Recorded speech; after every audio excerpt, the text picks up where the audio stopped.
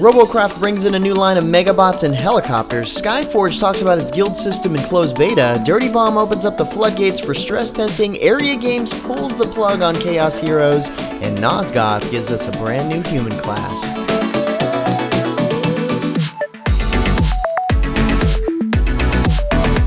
What's happening, guys? James Blonde here with MMOHuts.com with a quick weekly recap for MMO news and announcements for the week ending February 23rd, 2015. And last week brought in some pretty epic looking massive robots to Robocraft in the new Dawn of the Megabots update. As the name implies, you can now make massive Megabots, which are unlocked via the tech tree with T10 TP. TX-1 is the first tier of Megabots, and you can't quite reach this tier without acquiring a Mega Seat from the tech tree, which can only be bought with in-game currency, thank goodness. The Mega Seat multiplies your CPU by 5, giving you access to the new tier, and due to the improved performance of the game in frame rate and lag via optimizations made for this update, the new Megabots run smooth in both Battle Mode and Mega Boss Mode. Now, this update also introduced rotor blades that basically give you the ability to now create Apaches, Chinooks, drones, and all kinds of crazy helicopters. Plus, the new rotor blades finally let players make huge flying tanky builds that they've been wanting. So, as you can probably tell, this is a big update, both literally and figuratively. And since we're talking about voxel-based games, why not? Last week, Creativerse released their R11 update that made changes to the UI, introduced and altered new recipes, and added account-bound recipes as requested by the community. The new UI is expanded to 10 quick slots now, streamlined and polished. They've also added a fuel system to the Forge, which is something they wanted to do from the get-go, giving players another fun layer of strategy to crafting, and with this, they've also added a few quality of life features to crafting along the way. Cool changes for those who are currently enjoying the game. Check out the new update preview video at the MMOHuts site post for all the details. Starting tomorrow, the 24th, Tera players high enough level can experience the new Sky Cruiser Endeavor dungeon, which happens to be the hardest dungeon introduced in the game so far. Even more difficult than Baptismal Rise on its new hard mode that they just introduced. Well, maybe. That's probably debatable. Either way, this dungeon gives players the opportunity to take back the epic airship that they used to get the Northern Arun in the first place, that in this case has been captured and used against them. Plus, this new dungeon is perfect to run if your guild is looking to compete in the new Crusade guild competitions. Well, for the Challenge League anyway, which is focusing more on the PvE aspect in the game. Competing in both leagues and landing your guild in the top 10 of either league, one is PvE, one is PvP, by the end of the 4-week season, your guild can get their very own floating castle in the sky. Season 1 starts tomorrow. To learn more, check out my What's New Tera preview video right here. Next up, Age of Wulin is getting a hefty update in the next couple of weeks, coming in as the game's third expansion, Chapter 4, Betrayal and Forgiveness. Players will see new playable factions, a weather system, dynamic events, and a whole lot more. Starting on March 10th, players will be able to abandon their current sections to either join one of the 6 playable factions, one of the 7 remaining great sections, or go on their own path, free from rules and teaching to become their own legend. The interesting part, though, is how you might choose to leave your current section with the least amount of punishment possible. Many different ways you can do that. Furthermore, the Age of Wushu team has already revealed 3 of the 6 secret factions, the Rootless Clan, the Shifting Flower Palace, and the Peach Blossom Island. Each one of these new factions has its own story, characters, and of course special requirements in order to join its ranks, but should you fulfill those requirements, a wide range of unique skills and abilities specific to that faction will be at your disposal.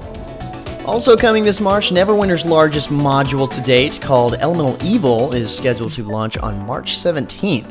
Along with the new Paladin playable class and level cap increase, Elemental Evil's storyline will see the return of Minsk and Boo, who are the fan favorites from the Baldur's Gate series.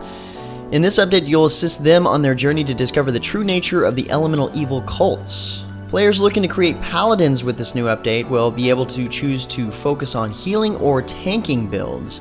This module's level cap increase from 60 to 70 brings a new set of quests, feats, and slottable class feature powers into the game. On a similar note, a new dev blog was posted this past week by ArenaNet outlining the new profession in Guild Wars 2, the Revenant, in a bit more detail than we've seen so far. As the 9th profession set to arrive with the new Heart of Thorns expansion, the Revenant is a master of manipulating the mists, and you might think of them as a disruptive tank with a mix of Mesmer and Warrior making up your pool of skill choices.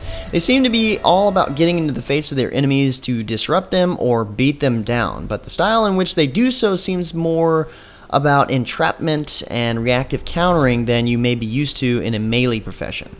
In their case, another thing that is different, instead of the typical weapon swapping seen in Guild Wars 2 thus far, the Revenant has a connection to famous spirits of the mist as a source of power. Now, these spirits, known as legends, impact what skills will fill your right half of your skill bar, and you can interchange between different legends with one active and one inactive at a time.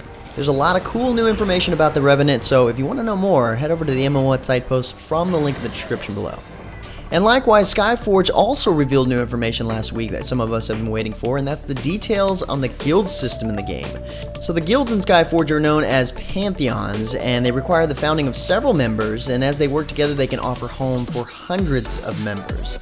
Within, a pantheon is divided into subgroups called clans, and each one of these clans is headed by a commander, and this way the overall pantheon can spread responsibility and ease the burden of leadership. These massive groups don't simply offer group benefits and social hangouts. Players also earn bonuses to their stats, new abilities, and useful items by contributing to the growth of their pantheon. Each pantheon has its own base called a stronghold that lets players construct and improve buildings, conduct research, and plenty more. And this is only the gist of what they discussed in the hour-long live stream they had this past week. Pick up all the details at MMOHuts.com.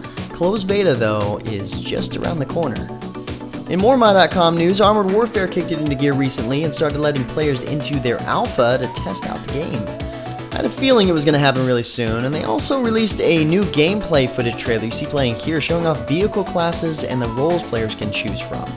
Currently there are 5 classes in the game: main battle tanks, light tanks, armored fighting vehicles, tank destroyers, and self-propelled guns. I know that sounds familiar, but the cool thing about this video, and I've got to admit this, is how detailed the developer gets when explaining each one of the classes, their strengths, their weaknesses, and what adaptations they've made so far to keep them balanced in the game, all the way across the board, whether it's currently or something they might be adding to the game later on, or something they might want to take out of the game. That's kind of what alpha is for, but from what the video shows and the differences in classes, seems like it's well set up so far. Well, looks like we were right. That didn't last very long. Last week, Aeria Games announced that Chaos Heroes Online is closing down, and it's doing so this week.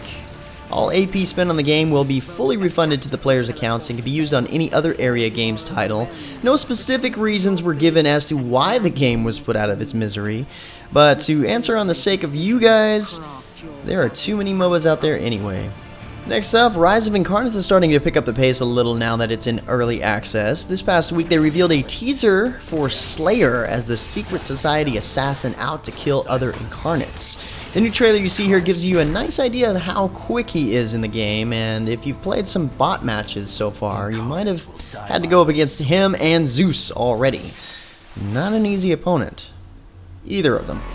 Today, February 23rd, marks the end of the first of 2 stress test events for Dirty Bomb, the new unique class-based first-person shooter from Splash Damage, published by Nexon. The floodgates to access the game were opened temporarily this past weekend, allowing anyone who signed up for access to the game to try the game out.